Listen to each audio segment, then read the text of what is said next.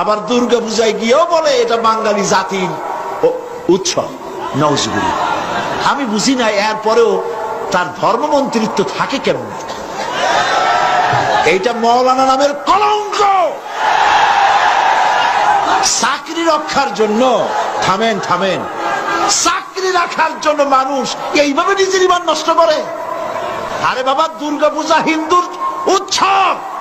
আমি 1,00,000 বার 1 কোটি বার বলবো, দুর্গা পূজার সাথে এই দেশের মুসলমানদের কোনো সম্পর্ক নয়।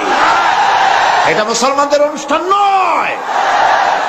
তথাকথিত ওই মন্ত্রীর মৌলানা নাম, মৌলানা শব্দ দুর্ভাগ্যজনক ভাবে তার নামে লেগে গেছে। আর হইতে পারে এই মুসলমানদের জন্য নিশ্চয়ই নয়। আল্লামা দেলোয়ার হোসেন সাঈদী রাহিমাহুল্লাহ, তার সাথে তো অনেকদিন ছিলাম, 3 মাস 22 দিন একসঙ্গে ছিলাম। তার বক্তব্য শুনে আমি হতবাক হয়ে গেলাম যে কতদিন আগে এই বর্তমান মন্দির পূজার বিরুদ্ধে যে বক্তব্য রাখছেন, একবার গলা ফাটায় বক্তব্য রাখছেন তিনি। মানে এই ভাষাটা বলেছেন, মন্দির আর মক্কা কি এক জায়গা? মসজিদ আর মন্দির কি এক না?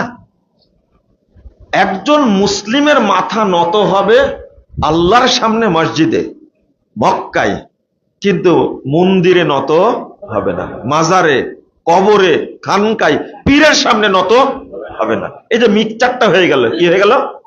মিক্সচার হয়ে গেল।